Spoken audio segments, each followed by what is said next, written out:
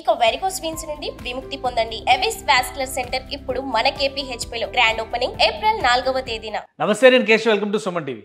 ఆంధ్రప్రదేశ్లో పొత్తులకు సంబంధించినటువంటి అన్ని అంశాలు ఒక కొలిక్కి వచ్చాయి. అభ్యర్థుల ప్రకటనలు పూర్తయ్యాయి. ఒక్క అసెంబ్లీ నియోజకవర్గం మినహా మిగతా అన్ని చోట్ల కూటమి అభ్యర్థులు బరిలో దిగినటువంటి పరిస్థితి. మరోవైపు జగన్మోహన్ రెడ్డి 175 అసెంబ్లీ నియోజకవర్గాలు, 25 పార్లమెంటు స్థానాలకు కూడా అభ్యర్థులను ప్రకటించి బస్సు యాత్ర పేరుతో జనంలోకి దూసుకుపోతున్నటువంటి పరిస్థితి. ఇప్పుడు కూటమిలో అనుకోని రగడ మొదలైంది. అది కూడా రెబల్ అభ్యర్థుల రూపంలో. పైగా కొత్తగా తీసుకున్నటువంటి అభ్యర్థుల విషయంలో స్థానికంగా వస్తున్నటువంటి వ్యతిరేకత కూటమి నాయకత్వానికి ఒక సమస్యగా మారింది. ఈ నేపథ్యంలో కూటమిలో భారీ మార్పులు చోటు చేసుకోబోతున్నాయా? కనీసం 10 నుంచి 15 నియోజకవర్గాల్లో మార్పులు తప్పవా అంటే దీనికి అవుననే సంకేతాలే వినిపిస్తున్నాయి. ఇప్పటికే కూటమి పెద్దగా తెలుగుదేశం అధినేత చంద్రబాబు నాయుడు కసరత్తును పూర్తి చేసినట్టుగా కూడా తెలుస్తోంది. కొన్ని కీలకమైనటువంటి నియోజకవర్గాల్లో అభ్యర్థుల పట్ల ఉన్న వ్యతిరేకతని నివారించేటువంటి క్రమంలో కొత్త అభ్యర్థుల అన్వేషణని తెలుగుదేశం పార్టీ ప్రారంభించినట్టుగా తెలుస్తుంది. అసలు ఏ నియోజకవర్గాల్లో ఈ మార్పులు జరగబోతున్నాయి, ఆ జాబితా ఏంటి, దీన్ని పరిశీలించేటువంటి ప్రయత్నం చేద్దాం. తెలుగుదేశం పార్టీ ఇప్పటికే 144 నియోజకవర్గాలకు సంబంధించినటువంటి అభ్యర్థుల్ని ప్రకటించేసింది. ఈ అభ్యర్థుల ప్రకటన తర్వాత కొన్ని స్వల్ప మార్పులు చేర్పులు జరిగినటువంటి పరిస్థితి ఉంది. కానీ కొన్ని నియోజకవర్గాల్లో మాత్రం అభ్యర్థికి ఇచ్చినటువంటి టికెట్ పొందినటువంటి అభ్యర్థి కంటే మరొక నాయకుడు బలంగా ఉన్నారనేటువంటి సంకేతాలు రావడం, అలానే అభ్యర్థి పైన స్థానికంగా వ్యతిరేకత రావడం, ఇది ఒక తలనొప్పిగా మారినటువంటి పరిస్థితి ఉంది. ఈ నేపథ్యంలోనే కొన్ని నియోజకవర్గాలని తెలుగుదేశం పార్టీ ఇప్పటికే షార్ట్ లిస్ట్ చేసినటువంటి పరిస్థితి ఉంది. ఆ నియోజకవర్గాలు ఒకసారి చూద్దాం. ఉత్తరాంధ్ర నుంచి మొదలు పెడితే కనుక పాతపట్నం నియోజకవర్గం, అలానే శ్రీకాకుళం అసెంబ్లీ నియోజకవర్గం. మొదట తెలుగుదేశం పార్టీ జాబితా అనౌన్స్ చేసిన వెంటనే వచ్చినటువంటి వ్యతిరేకత ప్రధానంగా ఉత్తరాంధ్రలో ఈ 2 నియోజకవర్గాల్లోనే వచ్చినటువంటి పరిస్థితి ఉంది. ఆ తర్వాత చూస్తే గజపతి నగరం అభ్యర్థి మార్పు పైన కూడా స్థానికంగా చర్చ జరుగుతోంది. అలానే ఉమ్మడి విశాఖ జిల్లా పరిధిలో ఉన్నటువంటి మాడుగుల నియోజకవర్గం పైన కూడా చర్చ జరుగుతోంది. మరొకటి అనపర్తి గురించి ఆల్రెడీ అందరికీ తెలిసినటువంటి అంశం. ఇది టీడీపీ వర్సెస్ బీజేపీ ఈక్వేషన్గా ఇక్కడ కనిపిస్తున్నటువంటి పరిస్థితి ఉంది. టీడీపీ అభ్యర్థి బలంగా ఉన్నారనేటువంటి సంకేతాలు రావడం, బీజేపీ అభ్యర్థి గతంలో స్థానిక ఎన్నికల్లో సొంత గ్రామంలో పోటీ చేసినటువంటి క్రమంలో డిపాజిట్లు కూడా దక్కించుకోలేనటువంటి పరిస్థితి ఏర్పడడం, ఈ అంశాలన్నింటినీ కూడా పరిగణలోకి తీసుకుని టీడీపీ నాయకులు బీజేపీ నాయకత్వం పైన తీవ్రమైన ఒత్తిడి తీసుకొస్తున్నట్టుగా తెలుస్తుంది. ఈ నేపథ్యంలో అనపర్తి సీటు బీజేపీ కోటాలో ఉన్నప్పటికీ అక్కడ కూడా మార్పు తథ్యం అనేటువంటి సంకేతాలు కనిపిస్తుంది. ఇక ముఖ్యమైనటువంటి నియోజకవర్గాలు, ఎస్సీ రిజర్వ్డ్ నియోజకవర్గాల్లో ఎక్కువగా ఇబ్బంది పడుతున్నటువంటి పరిస్థితి కూటమికి ఎదురవుతుంది. ఈ నియోజకవర్గాల్లో ఎక్కువ శాతం వైఎస్ఆర్సీపీకి అనుకూలమైనటువంటి భావజాలం కనిపిస్తుండటంతో అక్కడ బలమైనటువంటి అభ్యర్థుల్ని నిలబెట్టాలనేటువంటి ఆలోచన తెలుగుదేశం పార్టీ చేస్తున్నట్టుగా తెలుస్తుంది. ఈ క్రమంలోనే చింతలపూడి ఎస్సీ రిజర్వ్డ్ నియోజకవర్గం, తిరువూరు ఎస్సీ రిజర్వ్డ్ నియోజకవర్గం, సత్యవేడు ఎస్సీ రిజర్వ్డ్ నియోజకవర్గం, అలానే మడకశిర ఎస్సీ రిజర్వ్డ్ నియోజకవర్గం. ఈ నియోజకవర్గాలన్నింటిలో కూడా 4 నియోజకవర్గాల్లో అభ్యర్థులు మార్చేటువంటి ఆలోచనలో టీడీపీ నాయకత్వం ఉంది. అలానే తంబళ్లపల్లి నియోజకవర్గానికి సంబంధించి కూడా మార్పు తప్పదనేటువంటి సంకేతాలు ఎదురవుతున్నాయి. సో మొత్తంగా చూస్తే 10 నియోజకవర్గాలు ఇక్కడ షార్ట్ లిస్ట్లో కనిపిస్తున్నాయి. ఇవి కాకుండా మరికొన్ని నియోజకవర్గాల్లో కూడా అంతర్లీనంగా సర్వేలు చేస్తున్నట్టుగా పార్టీ అధిష్టానం నుంచి సమాచారం అందుతున్నటువంటి పరిస్థితి ఉంది. మరికొన్ని చోట్ల అభ్యర్థుల బదలాయింపు, అంటే ఒక చోట నుంచి మరొక అభ్యర్థిని డిసైడ్ చేసి ఈ అభ్యర్థిని అక్కడికి పంపించేటువంటి ప్రయత్నం కూడా కూటమిలో జరుగుతుంది. వీటితో పాటు ఎంపీ స్థానాలపైన కూడా చర్చ జరుగుతున్నటువంటి పరిస్థితి ప్రస్తుతం నెలకొని ఉంది కూటమిలో. సో ఆ అంశాలను కూడా ఒకసారి విశ్లేషించేటువంటి ప్రయత్నం చేద్దాం. ఆ కోణంలో చూస్తే ఏ నియోజకవర్గాల్లో మార్పు తప్పదనేటువంటి సంకేతాలు వస్తున్నాయో కూడా పరిశీలించేటువంటి ప్రయత్నం చేద్దాం. ఓవరాల్గా నరసాపురం పార్లమెంటు స్థానానికి సంబంధించి చర్చ విస్తృతంగా జరుగుతుంది. ఇక్కడ నుంచి రఘురామకృష్ణరాజుకి సీట్ ఇస్తారనేటువంటి చర్చ. అదే క్రమంలో ఆయన టీడీపీలో చేరడం కూడా కన్ఫర్మ్ అవ్వడం, టీడీపీలో చంద్రబాబు నాయుడు సమక్షంలో ఈరోజు పార్టీలో చేరిపోవడం కూడా జరిగింది. ఈ 2 అంశాలను దృష్టిలో ఉంచుకొని ఏలూరు పార్లమెంటు స్థానం, నరసాపురం నియోజకవర్గం, ఈ రెండింటి మధ్య ఒక బదలాయింపు జరగబోతుంది అన్నారు. అలానే ఇంటర్నల్గా కడప పార్లమెంటు స్థానం గురించి, జమ్మలమడుగు అసెంబ్లీ స్థానం పైన కూడా బీజేపీలో చర్చ జరుగుతుంది. వీటికి సంబంధించినటువంటి మార్పులతో పాటు జనసేన పార్టీ ఆధ్వర్యంలో 2 నియోజకవర్గాల్లో మార్పులు జరిగేటువంటి అవకాశం ఉంది అనేటువంటి చర్చ నడుస్తుంది. సో పవన్ కళ్యాణ్ కోలుకుని యాత్రలు ప్రారంభించబోతున్నారు. 7వ తేదీ నుంచి ఆయన మళ్ళీ జనం మధ్యలోకి రాబోతున్నారు. ఈ క్రమంలోనే ఈ మార్పులు చేర్పులు అన్నింటిని కూడా ఆయన సెట్ చేయబోతున్నారు అనేటువంటి సంకేతాలు వస్తుంది. సో నియోజకవర్గాలు అన్నింటిని వీటిని పక్కన పెట్టేసి చూస్తే కనుక ఈ 10 నియోజకవర్గాల విషయంలో తెలుగుదేశం పార్టీ ఒక స్పష్టమైనటువంటి నివేదిక తెలుగుదేశం పార్టీ దగ్గర ఉన్నట్టుగా తెలుస్తోంది. ఆ నివేదిక ప్రకారం కొంతమంది అభ్యర్థులను కూడా ఇప్పటికే ఖరారు చేసినట్టుగా తెలుస్తోంది. ఆ అభ్యర్థులు ఎవరెవరికి అభ్యర్థిత్వాలు ఖరారైన తర్వాత మరొకసారి ఎదురు దెబ్బ తగలబోతుంది అనేటువంటి అంశాన్ని కూడా తెలుసుకునేటువంటి ప్రయత్నం చేద్దాం. ఇప్పటికే షార్ట్ లిస్ట్ చేసినటువంటి కొందరి పేర్లు తెలుగుదేశం పార్టీ అధినేత మనసులో ఉన్నట్టుగా తెలుస్తుంది. ఆ పేర్లు కూడా మనం పరిశీలిద్దాం. ఆల్రెడీ అధికారికంగా కూటమి అభ్యర్థుల ప్రకటన సందర్భంలో ఎవరెవరికి అసలు ఈ సీట్లు ఇచ్చారు, ఈ 10 నియోజకవర్గాలకు సంబంధించి పాతపట్నం నియోజకవర్గంలో మామిడి గోవిందరావు అభ్యర్థిత్వాన్ని తెలుగుదేశం పార్టీ ఖరారు చేసింది. అలానే శ్రీకాకుళం నియోజకవర్గంలో గొండు శంకర్ అభ్యర్థిత్వాన్ని ఖరారు చేసింది. గజపతి నగరం నుంచి కొండపల్లి శ్రీనివాస్ బరిలో దిగుతున్నారనేటువంటిది ఆల్రెడీ వాళ్ళు ప్రచారంలో కూడా ముందుకెళ్తున్నటువంటి పరిస్థితి. ఇక మాడుగులకు సంబంధించి పైలా ప్రసాద్కి తెలుగుదేశం పార్టీ టికెట్ కేటాయించింది. అనపర్తి నియోజకవర్గం బీజేపీ కోటాలో శివకృష్ణరాజుకి దక్కినటువంటి నియోజకవర్గం ఇది. ఆ తర్వాత చింతలపూడి ఎస్సీ నియోజకవర్గానికి సంబంధించి సొంగ రోషన్ కొత్త నాయకుడికి అవకాశం ఇచ్చింది. తిరువూరు ఎస్సీ నియోజకవర్గానికి సంబంధించి కొలికిపూడి శ్రీనివాస్ ఆల్రెడీ ఈయన టీవీ చర్చల్లో పాపులర్గా ఉన్నారు.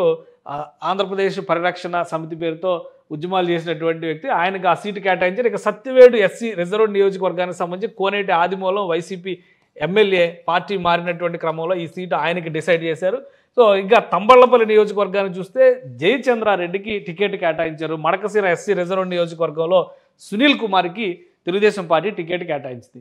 వీళ్ళల్లో ఈ 10 నియోజకవర్గాల్లో ఉన్నటువంటి అభ్యర్థులందరికీ కూడా టికెట్ వెనక్కి తీసుకునేటువంటి పరిస్థితి ఉంది. వీళ్ళ అభ్యర్థిత్వాలని పక్కన పెట్టి స్థానికంగా వచ్చినటువంటి గ్రౌండ్ రిపోర్ట్స్ ఆధారంగా తెలుగుదేశం పార్టీ కొత్త వారికి అవకాశాలు ఇవ్వబోతుంది. ఆ కొత్త పేర్లు ఎవరివి అంటే కొత్త వాళ్ళు అంటే ఫ్రెషర్స్ అయితే కాదు, గతంలో పార్టీలో అపార అనుభవం ఉండి పార్టీ పక్కన పెట్టేసిన తర్వాత మళ్ళీ వచ్చినటువంటి నివేదికల ఆధారంగా ఈ మార్పులు చేస్తోంది అనేటువంటి సంకేతాలు ఇస్తున్నారు. సో ఆ మార్పులు చేస్తున్నటువంటి క్రమంలో ఎవరెవరు మళ్ళీ టికెట్ దక్కించుకోబోతున్నారు అనేటువంటి విషయాన్ని కూడా మనం తెలుసుకునేటువంటి ప్రయత్నం చేద్దాం. సో ఈ నియోజకవర్గాల్లో వైఎస్ఆర్సీపీ పెట్టినటువంటి అభ్యర్థులు బలంగా ఉండడం, వాళ్ళని ఎదుర్కొనేటువంటి క్రమంలో అభ్యర్థుల మార్పు తప్పదనేటువంటి సంకేతాలు రావడం, ఈ రెండు అంశాల ఆధారంగా ఈ నియోజకవర్గాల్లో అభ్యర్థుల మార్పు పైన టీడీపీ అధినేత ఫోకస్ పెట్టారు. ప్రధానంగా పాతపట్నం నుంచి చూస్తే రెడ్డి శాంతి సిట్టింగ్ ఎమ్మెల్యే మామిడి గోవిందరావుకి ఇక్కడ సీట్ ఇచ్చారు. ఇక్కడ సీనియారిటీ ఒకటి కనిపిస్తుంది. అలానే శ్రీకాకుళం నుంచి చూస్తే ధర్మాన ప్రసాదరావు గొండు శంకర్కి అవకాశం ఇచ్చారు. అలానే గజపతి నగరం నుంచి బొత్స అప్పల నర్సయ్య అంటే బొత్స సత్యనారాయణ సోదరుడు ఆయన అక్కడి నుంచి పోటీ చేస్తున్నారు. మాడుగుల నియోజకవర్గం ఈర్లి అనురాధ మొన్ననే బూడి ముత్యాల నాయుడు ఇక్కడ నుంచి బరిలో దిగాల్సింది, అయితే ఆయన కుమార్తెకి టికెట్ కేటాయించారు. ఫస్ట్ ఆయన పేరు అనౌన్స్ చేశారు, కానీ ఆ తర్వాత ఆయన అనకాపల్లి ఎంపీ అభ్యర్థిగా ప్రకటించిన తర్వాత వైఎస్ఆర్సీపీ ఈర్లి అనురాధకి టికెట్ కేటాయించింది.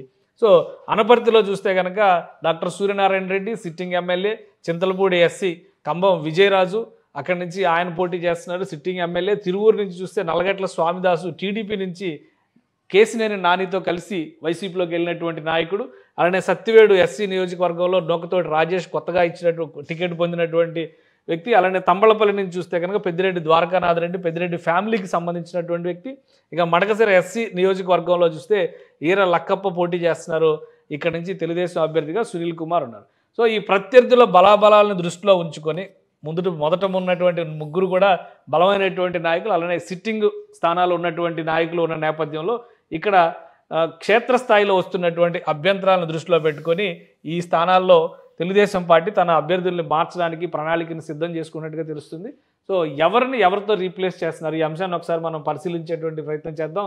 పాతపట్నం నియోజకవర్గానికి మామిడి గోవిందరావు పేరు అనౌన్స్ చేసిన తెలుగుదేశం పార్టీ ఇప్పుడు ఆయన పక్కన పెట్టి కలమట వెంకటరమణకి సీట్ ఇచ్చేటువంటి అవకాశం కనిపిస్తుంది. ఎక్స్ ఎమ్మెల్యే గత 2014 ఎలక్షన్స్లో వైసీపీ నుంచి గెలిచి ఆయన టీడీపీలోకి వచ్చారు. అయితే 2019 ఎన్నికల్లో ఓడిపోయినటువంటి పరిస్థితి. ఈ నేపథ్యంలో ప్రస్తుతం పక్కన పెట్టారు. అయితే క్షేత్రస్థాయి నుంచి వస్తున్నటువంటి రిపోర్ట్స్ ఆధారంగా చూస్తే రెడ్డి శాంతి పైన పోరాడేటువంటి క్రమంలో కల్మట వెంకటరమణకి టికెట్ ఇవ్వాలనేటువంటి అభిప్రాయానికి టీడీపీ అధిష్టానం దాదాపుగా వచ్చినట్టుగా తెలుస్తుంది. ఇక శ్రీకాకుళం నియోజకవర్గంలో గుండా లక్ష్మీదేవి పేరుని ఖరారు చేసేటువంటి అవకాశాలు కనిపిస్తున్నాయి. అక్కడ గొండు శంకర్కి టికెట్ కేటాయించారు. అయితే ప్రత్యర్థి విషయంలో ధర్మాన ప్రసాదరావుని ఎదుర్కొనేటువంటి క్రమంలో గుండా ఫ్యామిలీకి ఉన్నటువంటి పేరు, గతంలో ఆమె భర్త అప్పల సూర్యనారాయణ కూడా 4 సార్లు ఎమ్మెల్యే, మాజీ మంత్రి, అలానే ఆమె 2014లో గెలుపొందినటువంటి ఎమ్మెల్యే. ఈ అంశాలన్నింటినీ దృష్టిలో ఉంచుకొని అక్కడ ఉన్నటువంటి వర్గ తగాదాల వలన ఆమెకు టికెట్ మిస్ అయిందనేటువంటి అభిప్రాయం రావడం, ఇమీడియట్గా దాన్ని సరిచేసేటువంటి ప్రయత్నం తెలుగుదేశం పార్టీ నాయకత్వం చేస్తున్నట్టుగా తెలుస్తుంది. ఇక మాడుగుల నియోజకవర్గానికి సంబంధించి పైలా ప్రసాద్కి టికెట్ కేటాయించారు. అక్కడి నుంచి మాజీ ఎమ్మెల్యే గవిరెడ్డి రామానాయుడిని బరిలో దింపేటువంటి అవకాశం ఉంది. అలానే బండారు సత్యనారాయణ మూర్తి పార్టీలో సీనియర్ నాయకుడిగా ఉన్నటువంటి వ్యక్తి, ఆల్రెడీ ఈ సీట్ షేరింగ్లో టికెట్ కోల్పోయినటువంటి వ్యక్తి. సో బండారు పేరును కూడా ఇక్కడ పరిశీలిస్తున్నటువంటి పరిస్థితి ఉంది.